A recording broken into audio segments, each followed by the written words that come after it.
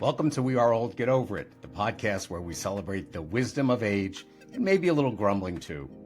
Our guests dive into topics that matter most to us, from navigating the digital world to embracing new adventures and the challenges that hold us back. Join me for about 30 minutes of insightful conversations, honest reflections, and a whole lot of get over it attitude. So let's get started. Hi. Before starting today's episode, I wanted to make an editorial comment. In last week's podcast with Tiffany Schubert on Otago, we were discussing another process of why we fall, and it was my mistake because I had taken out of context that particular podcast, left it in season 3, and the other 3 that related to why we fall and how we can prevent it are actually going to season 4. So I did get 2 messages regarding that and said, we missed something. We missed something. You didn't miss anything, but I'm glad you pointed it out to me. And we will have those episodes in season 4. And I hope you enjoyed today's podcast. And I apologize. And I'm glad that you guys are actually listening to what we say. Bye. All right, folks, I'm ready to start the podcast now, and I'm here with Stacey Colino. And Stacey and I are going to talk about a relationship about one of the books that she co-wrote with someone else, and I'll let her fill you in on that. It's called The Purest Bond, Understanding the Human-Canine Connection. So if you're into dogs, if you're into cats, it's probably going to be the same story. It just will be not in this particular podcast. But anyway, we're going to get started now, and I want to welcome you all to the podcast. And Stacey is here with me, and she's taken the time to let us talk about our pets. And maybe we'll get into that discussion of how you ended up with your pets and how I ended up with mine. But first, I'd like to start out with a quote. And the quote's pretty simple. A dog is the only thing on earth that loves you more than he loves himself. I guess it could be a she also. And that's by a person named Josh Billings. I just wanted to give you that information, folks. And then I'm going to introduce Stacey, and she and I are going to start the conversation. So the first thing, Stacey, is just give our audience a little background on how prolific you are on what you do. Okay? Okay. So I am a health and science writer. I write for national publications. I've been doing this for more than 25 years. I write mostly about human health, although I have written about dog health a little bit. And I write books. I write for Prevention Magazine, U.S. News and World Report, Time Magazine, National Geographic. And I am kind of endlessly fascinated by human experience and human emotion. And there's an undercurrent of those themes in most of my work. I also happen to be a lifelong dog lover and owner. I grew up with a dog when I was 8 years old, and I was a lonely kid in the suburbs and didn't know many people in my neighborhood and many kids. I taught my dog Roscoe how to jump through a hula hoop because I needed a challenge, and I couldn't hula hoop to save my life, so he learned how. And as an adult, I've had 3 different dogs, including Sadie, who's asleep right at my feet right now. Okay. And we have a common story that we can start out with because it kind of flows into the book that you wrote.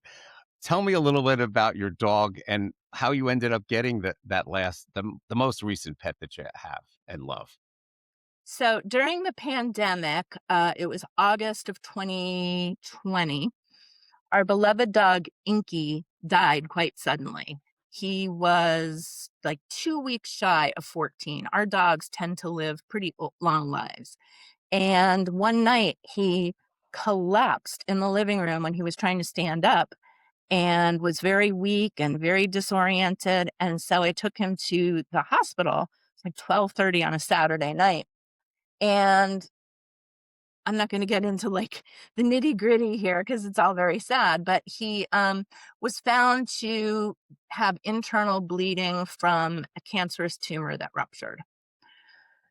So we brought him home. Then they made him comfortable. We brought him home the next morning and put him to sleep in our home with his whole family surrounded by him, with him surrounded by his whole family. I said that backwards. That's okay. And I was just an absolute wreck. I was crying all the time. And we all were. We loved this dog as much as is humanly possible. And I decided that out of respect for Inky and also just to help us all heal, we should wait 6 months to get another dog.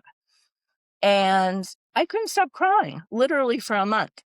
And 1 month in, I don't even think it was a month in, I think it was 3 weeks in, my younger son, who was in high school at the time, said, Mom, I think you should consider getting another dog sooner because I'm worried about your mental health. Like, okay, fair point. So I started to distract myself. I started, people do window shopping, and during the pandemic, everybody was shopping online.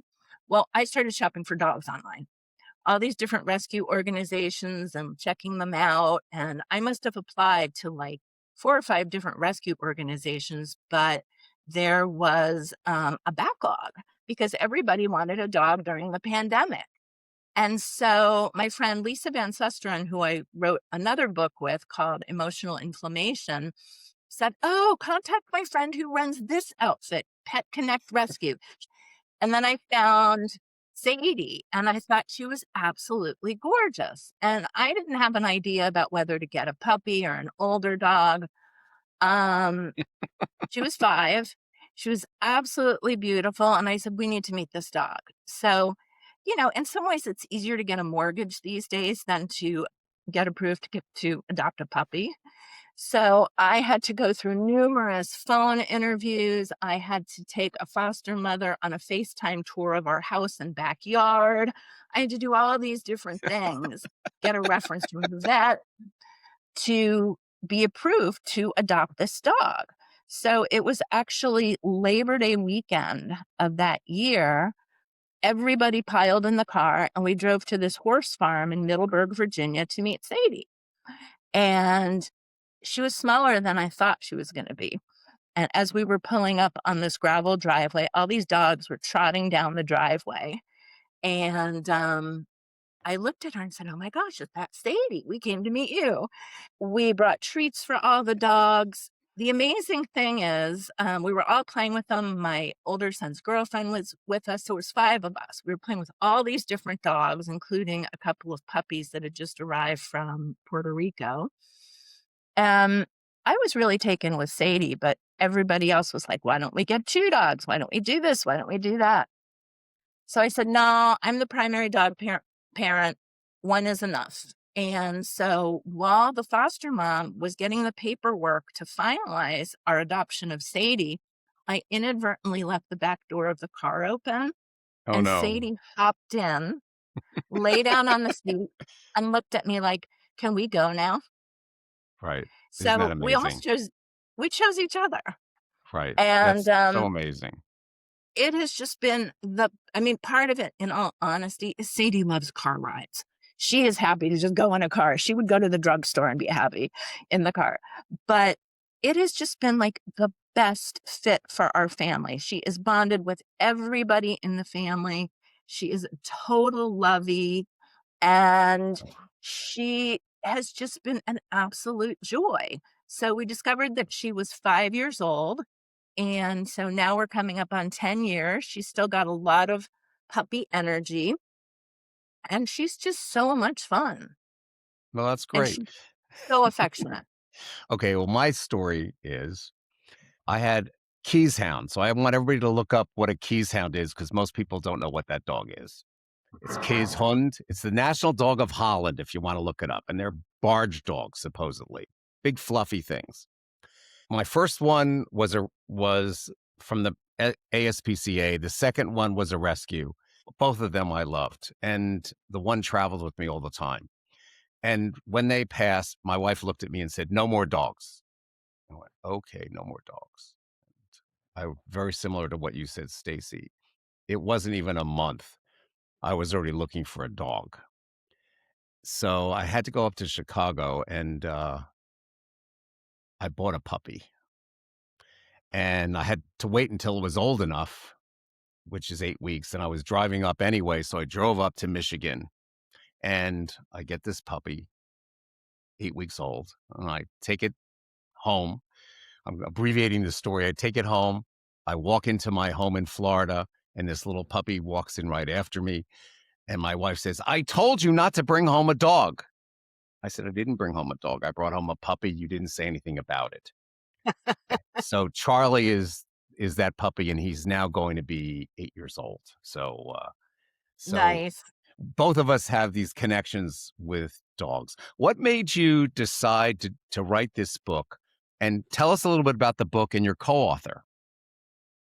So, I was approached about this book. Jen Goldbeck, my co-author, and I have agents at the same literary agency. And they were looking for somebody to pair up with Jen, a professional writer, to write this kind of book. And it's almost like an arranged marriage, this kind of thing. And we really hit it off in a Zoom call. I was the last person that she interviewed as a writer. She had already interviewed a few. And interestingly enough, we really bonded over losing a dog because it was Hmm. very fresh that I had just lost Inky. She rescues old and sick golden retrievers. And so she had lost her own share of dogs over time. And when I told her my story about losing Inky, she got teary on the spot. And we really talked about like how it leaves a hole in your heart when you lose a dog that you love so much. So it was a great process. We really worked well together on the book. It was a labor of love. We kind of examined the human canine connection from every conceivable angle, and we had different interests. I have kids, she doesn't. So in terms of writing about a dog in a family and the benefits for kids, that was kind of my purview. And she adopts all these dogs and deals with a lot of health problems that I've been fortunate enough not to have to deal with in dogs. And so we really kind of matched up and worked together beautifully. I just have a quick question. So you two form your own bond, your co-author and yourself. Yeah. How long does that process take for the two of you to actually create a book? That's a good question. So we put together a proposal first, and it went through edits with all the agents, and then it was shopped around, and then we had meetings with different book editors, and it ended up getting multiple offers from book publishers. And so that whole process took probably, I would say like 8 months. Hmm. And then once we signed a deal with a publishing company, I think we had about 9 months to write the book. And Wow. then So it's it's like it's a another long year. process then. It's a very long process. And then it's like another year until the book actually comes out. And Hmm. then you go through different stages of the editing and production processes. So it's a long journey. So you're talking about just based on my feeling of math. So it's almost a 3-year project by the time from the time you guys decide to do the book to the time it's actually out on the shelves. It is a few years. Yeah, absolutely. Okay. And this book, for example, is on Amazon, I believe, also. It is. It is. And it's now available in paperback. Oh, And it was reprinted in multiple languages around the world, which oh, was okay. That's pretty great to cool. know. So your book isn't just a collection of heartwarming stories. It's backed by science. What are some of the most surprising, powerful scientific findings you uncovered about how dogs benefit our lives? I love this question. That was actually a real mission behind this book. We didn't just want to make it a warm and cozy read. We really wanted this to be science backed. So we did a ton of research.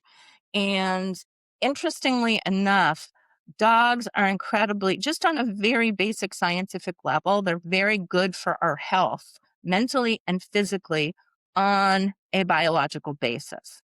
So, for example, when you're petting your dog or gazing into your dog's eyes and you're really feeling connected, you both get a surge of oxytocin, which is known as the bonding hormone.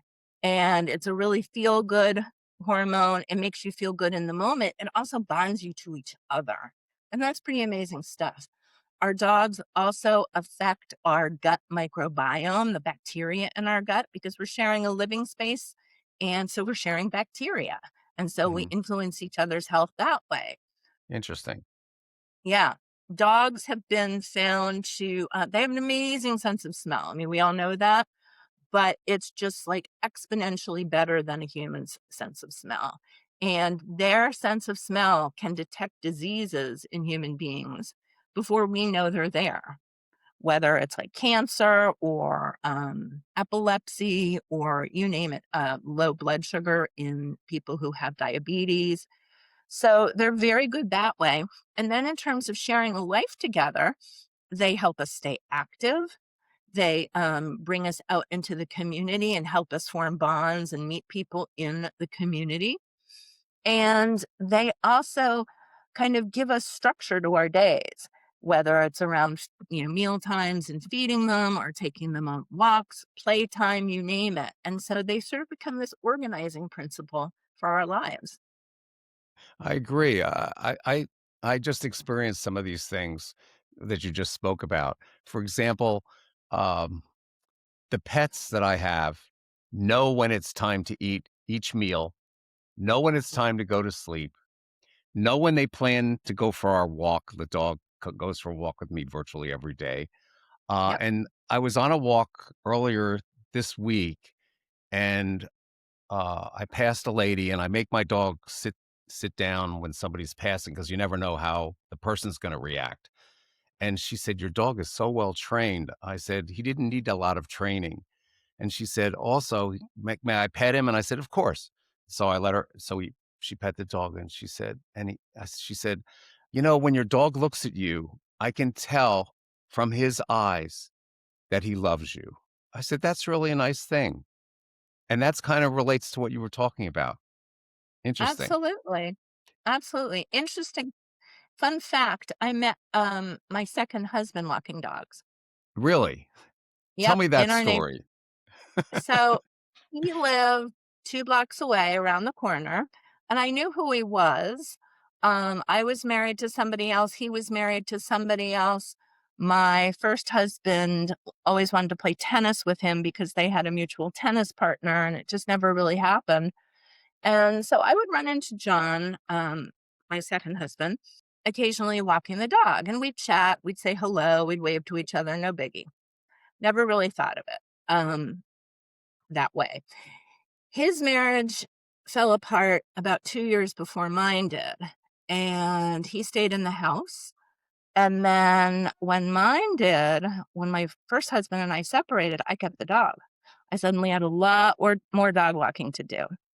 So I started running into John more often, Hmm. and we started talking more often and more personally. And one night he asked me out for a drink when he knew that I was separated and that, sort of unspoken for. And one date, and that was it. Mm. Really? That's Yep. amazing. That's a great Yep. story. Yeah. Let's talk about that. Well, that sounds like an attachment bond. Let's talk about attachment bonds. Was that a good lead into that? That is a good one. Nice, Ken. You did a good job there. That's good. You talk about attachment bonds in the book, a Yep. concept from psychology, I guess, which is Yeah. used for a relationship between parents and children usually. How does this apply to a human dog relationship? And what does your research show about this? So people have different types of relationships with their dogs. For some people, it really is like a parent-child relationship. For other people, it's like best friends. And for other people, it's kind of for some people, it's sort of like a social thing to take their dog to the dog park, be part of the community, and that kind of thing.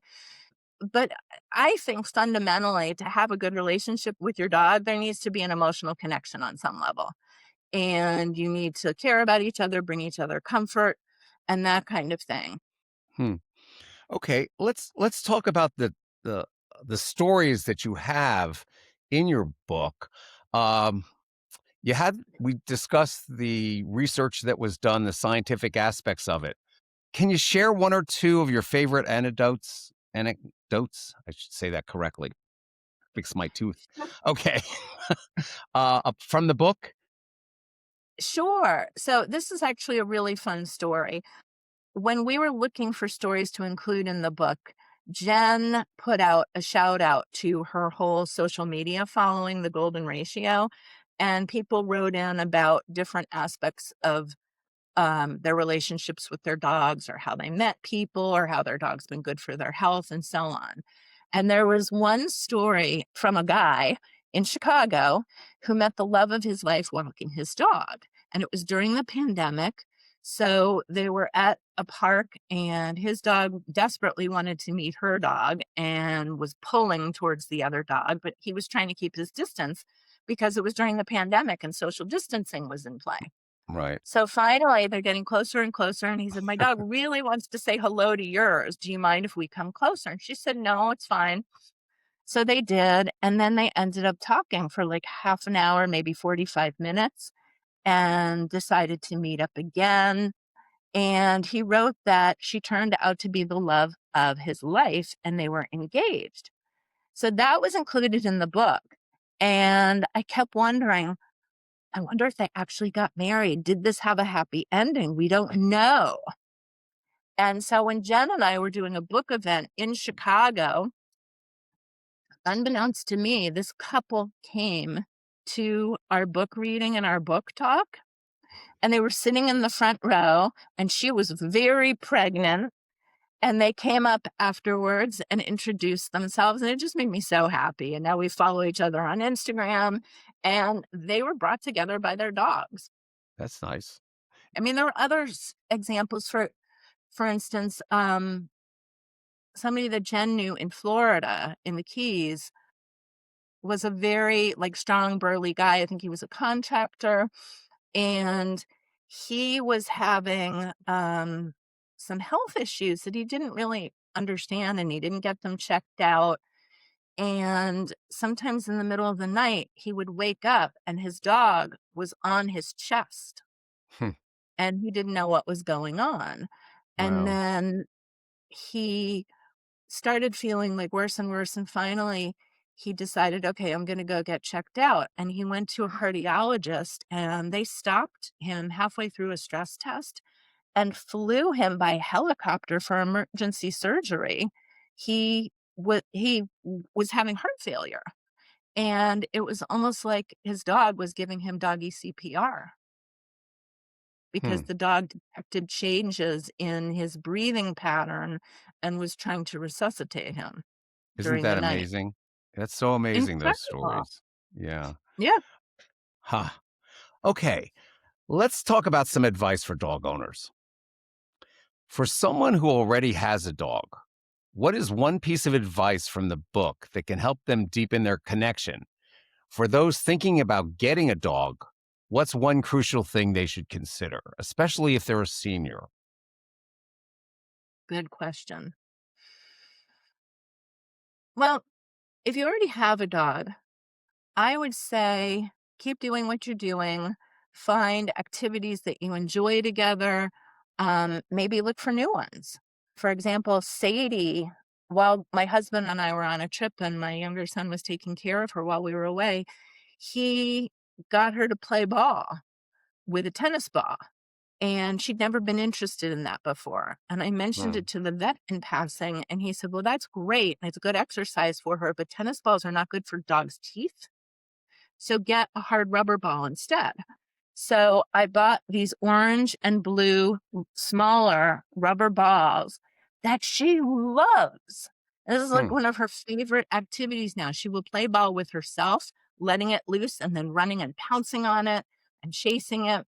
She also likes to have it thrown. So finding new interests and new activities that you can do together, just like any other relationship, is really important.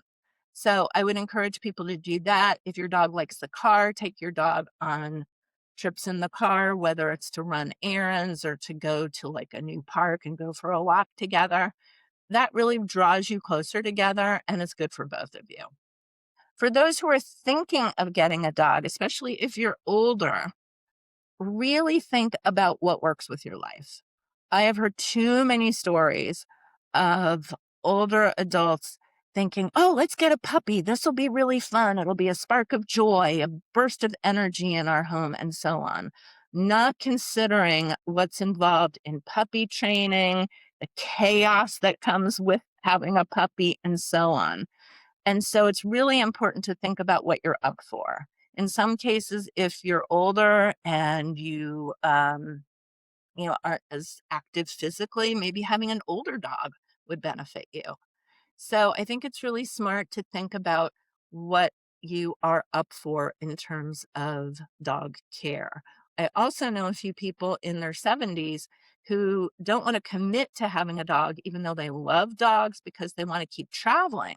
So, what some of them have done is they have become foster parents for dogs.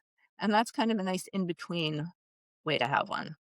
Right. Well, you know what? I'm gonna put in a little bit of information about one of our earlier podcasts. I think in season 1, we're now in season 3, we did, a discussion with the people that ran a shelter, and they basically gave the same advice, which is very interesting, that you shouldn't be looking for puppies, you should be looking for older dogs. And they do have a policy of having foster parents or babysitting dogs and cats Yep. also.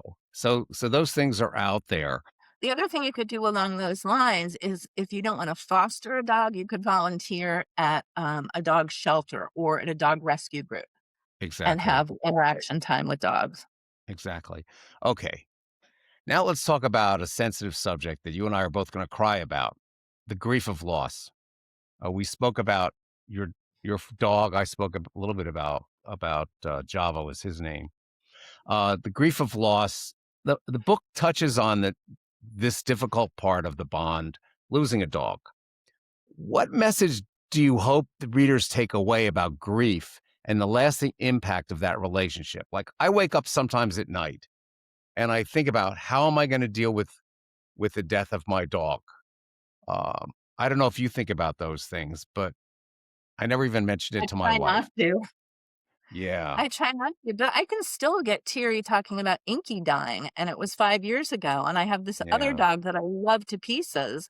And so, I'm not still actively grieving, but it's still really devastating. And the thing that's interesting about this is this falls into a category called disenfranchised grief, which means interesting. that it's a form of grief that's not widely acknowledged by society. If a family member dies, people bring you casseroles, they send condolence letters or emails.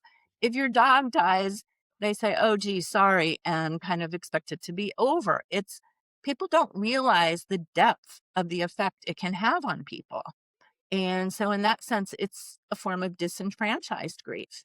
And so, it's really important to kind of channel your grief in ways that either help you heal or process it. When our former dogs died, my kids and I had rituals where we planted a tree in the yard or something, or laid down a stone in memory of the dog, or we wrote letters to the dog telling him what he meant to us. Or when my younger son was too little to write, he drew a picture of them together, that kind of thing. And that helps with the processing. And one of my favorite stories in the book is actually from a psychologist in New Mexico who has had lots of dogs. I think over time he had raised and lost maybe 6 to 8 dogs. And he was really close with his last dog, who happened to be named Sadie. And he was really struggling with her death and struggling to process it in the daytime. This is a psychologist. He's trained in these things and he Hmm. was experiencing this. And then one night, I'm not going to get the details right, so people should look it up in the book. But one night he had a dream about Sadie being in the wilderness and seeing her from afar and having her join, I don't know, a pack of wolves, or just becoming one with nature. And he Hmm. knew that she was going to be okay, and he was too. Wow. And yeah, So I have a story that I wasn't aware of until I was visiting my eldest daughter in California, and she has Frenchies, and her first dog passed a couple of years ago, and she has a new puppy now. And we're in her house, and she said, uh, she said that urn is where the ashes of my dog are, so I could talk to him all the time. that's Uh, nice. Really nice. I was so Yep. surprised, you know. So I decided that if something happens to my dog and he gets cremated, I'm going to get a piece of jewelry made. No, I don't know if I'm going to do that, but Actually, my coworker has done that. She really, has a diamond that was made from some of her deceased dogs. there you go. So people do the strangest things for the things that they love, or Yeah, that have loved, or that have loved them. Okay, absolutely. so I think we've you know shed almost a tear enough for everybody to listen to. Uh, And I want to thank you for taking the time. We mentioned that you can get your books, and you are a prolific writer, so I happen to know that. You can get some of them on Amazon, and they can contact you at your website. You don't have a website, but you have an email address they can contact you. What is that? You can find me on Gmail, On my full Gmail. name at gmail.com. Okay. And, you know, I just want to say that Stacey does not want hate mail also. Okay. Just like I And always say. don't ask me questions about cats, because I'm not a cat. I'm not a Is cat person. is that a whole other discussion we need to have? Okay. I Well, I wanna thank you for joining me today, It's been and a I look forward pleasure. to having another interview with you about some of the other stuff we talked about before we let these people in to our conversation. So I'm just gonna end on another, quote. This quote applies to what both of us have said. "A dog will teach you unconditional love. If you can have that in your life, things won't be too bad, especially these days." And that's by a gentleman named 100% Roger true. Wagner. And again, I want to thank you for joining me today. I'll see you again next week. And thank you for listening to the podcast. And that concludes this episode of We Are Old, Get Over It. Thanks for joining me. I hope you found our conversation both insightful and entertaining. Remember, age is a journey, not a destination. So embrace the wrinkles, the forgetfulness, and the occasional tech frustrations with a good dose of get over it attitude. Until next time, keep laughing, keep learning, and keep getting over it. Ken out. This podcast features a variety of perspectives. The views and opinions expressed by our guests are solely their own and do not constitute an endorsement by this program. Unless otherwise stated, this podcast does not endorse the products and services of our guests, but shares them for informational purposes only.